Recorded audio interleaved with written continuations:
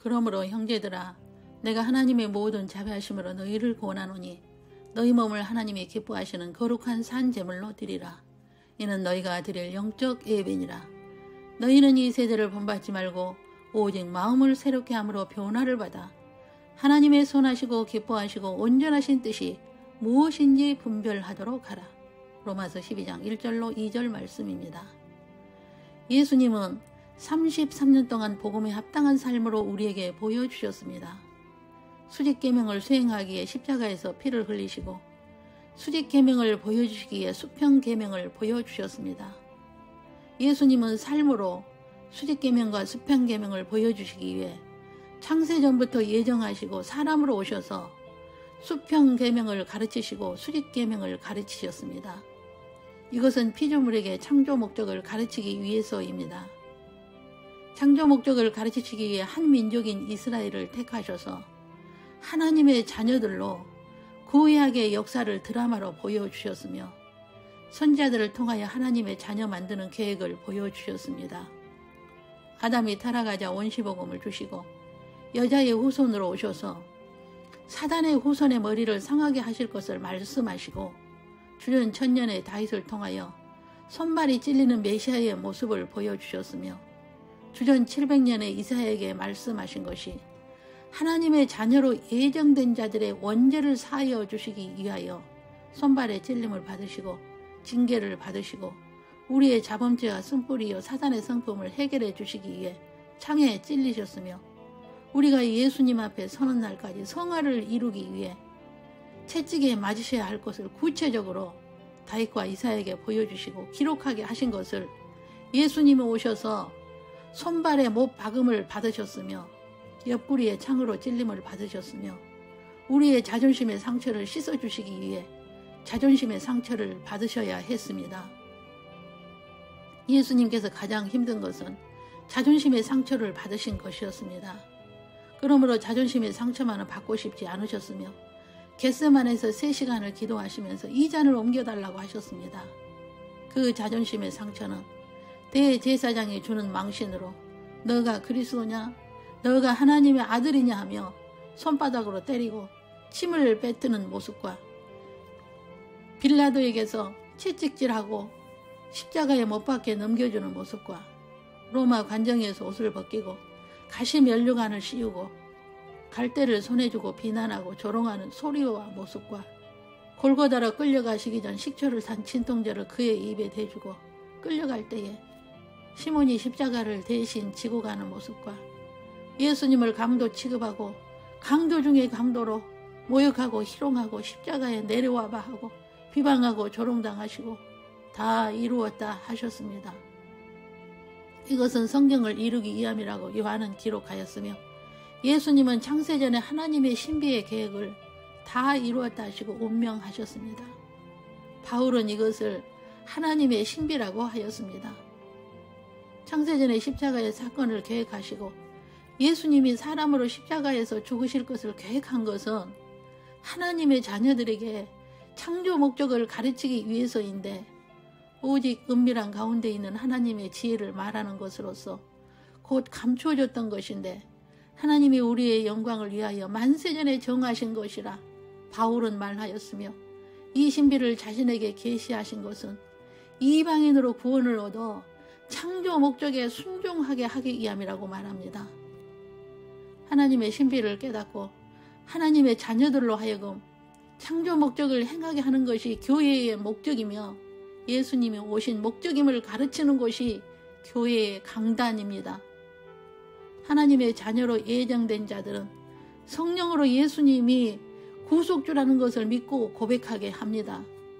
믿고 고백하는 하나님의 자녀가 된 자들은 창조 목적을 행하여 하나님의 영광과 찬송을 위하여 살아야 합니다. 창조 목적을 행하기 위해서 조금씩 성화되어 가야 하며 성화를 이루기 위해서 하나님의 말씀을 알아야 하고 성령의 충만함을 받아야 합니다. 예수님은 십자가에서 단시간에 죽으시지 않으시고 왜 긴 시간을 통해 고초당하시면서 자존심의 상처까지 받으시고 33년의 자존심의 상처를 받으셔야 했을까요? 그것은 하나님의 자녀인 우리들의 매일 받는 자존심의 상처를 치유하시고 성화를 이루도록 하기 위해서입니다. 그러므로 우리가 자존심이 상처를 받고 모욕을 받을 때마다 예수님의 자존심에 상처받으신 것을 묵상하여 예수님이 십자가의 고통이 헛되지 않게 하여 성화를 이루어야 합니다. 우리가 아무리 상처를 받는다 하여도 예수님만큼 받을 일이 있을까요? 억울하고 자존심이 상처를 받을 때마다 마태복음 27장 겟세마네 예수님의 기도와 예수님이 받으셨던 자존심의 상처의 잔을 생각한다면 우리는 견딜 수 있으며 우리의 힘으로 견디는 것이 아니라 천사의 도움과 성령의 도우심으로 견딜 수 있게 하실 것입니다. 다툼과 분쟁과 시기 질투는 자존심이 상하기 때문입니다. 그러므로 그 사람의 성화의 모습을 보려면 자존심을 건드려 보면 알 수 있습니다. 하나님의 자녀가 되었으나 성화되지 못하고 죽어 낙원으로 가는 사람들이 많습니다. 저 세상은 계층 사회이기 때문에 일반 계층의 사람이 훨씬 많기 때문입니다. 그러나 성화를 이루는 사람은 남은 자요, 제자요, 신분은 달라야 합니다. 성화를 이룬다는 것은 단순간에 되지 않고 평생 긴 시간 되어지는 것이며 점진적으로 쓴뿌리를 제거하고 하나님의 방법이나 절차대로 번제를 드려야 합니다. 레위기에서 번제를 드릴 때에 하나님께서 흠양하시고 연락하시는 제물을 드리라고 하였습니다. 번제는 흠이 없어야 하며 제물을 산채로 잡아 피를 제단에 뿌리고 제물의 가죽을 벗기고 각을 뜨고 내장과 정강이는 물로 씻어 모든 제물을 불 위에 올려 태워야 합니다. 제물이 타는 냄새는 향기로운 냄새가 되어 하나님이 흠양하시고 죄를 사하시고 하나님의 진노를 푸신다는 것입니다. 우리가 성화되어 자존심을 죽이는 것은 하나님의 영광을 위해서이며 그것이 창조 목적입니다. 자신의 영광이나 목적을 위해서라면 상처받고 남 탓하고 비난하고 교회를 떠나게 되고 자신이 사람들로 하여금 인정받고자 하기에 성품은 변화되지 않고 인격의 변화도 없고 공동체의 평안을 깨게 됩니다. 인격의 변화가 있고 성화를 이루기에 창조 목적을 행하면 공동체의 평안을 먼저 생각하고 자존심의 상처를 묵상하지 않고 예수님의 찔림을 묵상하여 산 제사를 드리는 하나님이 흠양하시는 영적 예배자가 될 것입니다. 바울은 영적 예배자는 너희 몸을 하나님이 기뻐하시는 거룩한 산 제물로 드리라. 이것이 영적 예배라고 가르칩니다. 이런 사람은 이 세대를 본받지 않고 마음을 말씀으로 새롭게 변화를 받아 하나님의 선하시고 기뻐하시고 온전하신 뜻을 분별하는 자라고 말입니다. 이런 사람을 바울은 신실한 자요, 동력자요, 면류관을 받을 자라고 가르칩니다. 이런 사람은 하나님을 사랑하는 자요, 하나님의 형상을 본받게 하기 위하여 창세전에 미리 정하시고 부르시고 의롭게 하시고 영화롭게 하셨다고 하였습니다. 이런 사람은 하나님께서 미리 아시고 정하시고 부르시고 의롭게 하시는 사람으로 예수님 앞에 설 때에 영광체가 있는 영화로움을 이미 정하셨다고 말합니다. 이런 사람은 창조 목적대로 행하여 영광과 찬송을 돌리게 되며 자연스럽게 성화를 이루게 된다는 것입니다. 우리의 자존심을 죽이는 것은 오직 하나님의 영광을 위해서이기에 예수의 이름 때문에 받는 욕이나 박해나 모함이나 핍박을 즐거워하여 이기게 하신 것도 보혜사 성령님이 하게 하신다는 것입니다. 왜냐하면 이미 창세전에 아시고 정하실 때에 은혜를 베푸셨기 때문입니다. 은혜라는 말은 설교나 찬송을 통하여 마음의 위로를 받았을 때 은혜 받았다는 것이 아니라 하나님의 일방적인 주권 안에서 주시는 무료 선물이 은혜입니다. 여러분은 어떻습니까? 예수의 이름 때문에 자존심의 상처를 받을 때에 자신을 알아주지 않는다 하여 분이 나고 다툼이 있었던 적이 있습니까? 그렇다면 마태복음 27장을 깊이 묵상해 보십시오. 자신을 위해 지금도 십자가의 피를 흘리시는 주님의 모습이 보이실 겁니다. 그 피는 오늘도 은거되지 않는 살아있는 피입니다. 그 피는 하나님의 자녀로 예정된 자들의 수가 차기까지 흐르고 있으며 우리는 살아있는 그 피를 전해야 합니다. 이방인의 수가 차면 메시아닉 주들의 수가 채워지고 그때에 예수님의 공중 재림이 있습니다. 제자라면, 신부라면 예정된 하나님의 자녀들의 구원을 위해 울어야 하며 가족의 영혼 구원을 위해 울어야 합니다. 가정에서 먼저 여러분을 부르신 것은 가족들의 영혼을 위해 기도하게 하기 위함이며 가족 중에서 여러분을 먼저 부르시면은 하나님의 실수도 후회도 없으시며 여러분이 기도할 때 상을 주실 것을 예비하시고 영혼을 위해 기도하게 하심은 하나님의 놀라운 은혜입니다. 이 세상의 불의를 보고 듣고 한숨 쉴 게 아닙니다.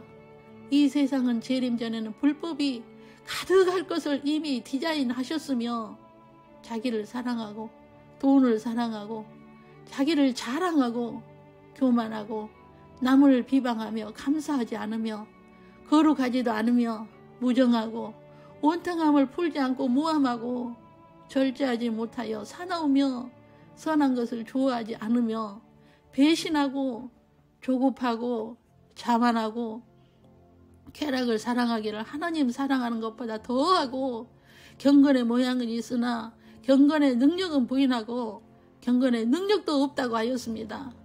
그러므로 이런 자들에게서 돌아서라 하신 것은 이런 자들과 함께하여 상처받지 말고 자신의 성화를 이루라는 것입니다. 그리고 성경에서 배운 것을 거슬러 분쟁을 일으키거나 거치는 걸림돌이 되게 하는 자들에게서 떠나라. 이런 자들은 자기의 배만 섬기는 자로 교활하여 아첨하는 말로 순진한 자들의 마음을 미혹하는 자들이기 때문입니다. 그러므로 우리는 오직 창조 목적을 행하여 선한데 지혜롭고 악한데 미련한 자가 되어야 합니다.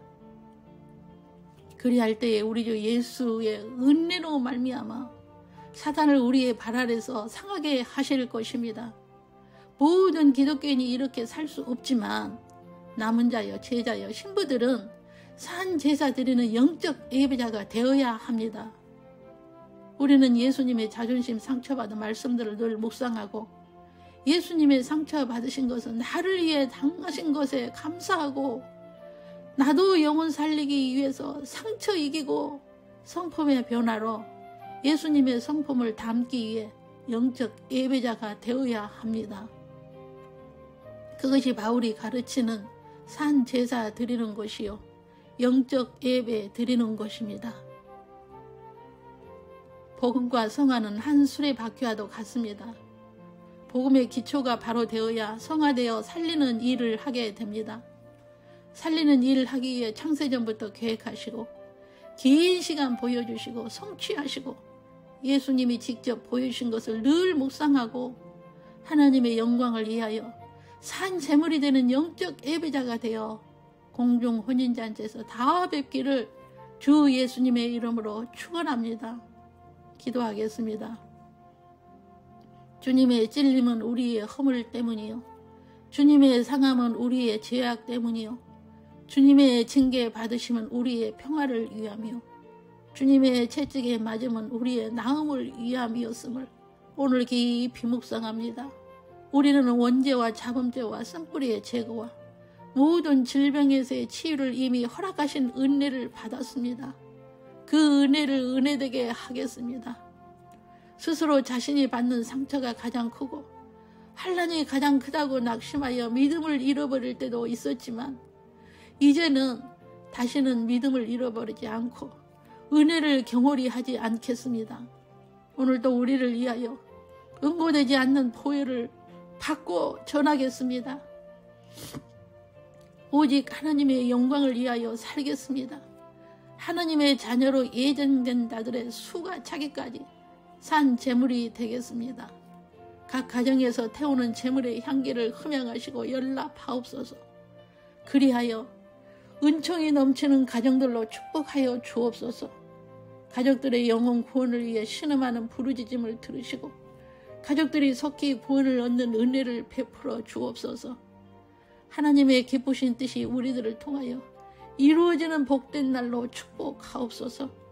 주 예수 그리스도의 이름으로 기도 올립니다. 아멘.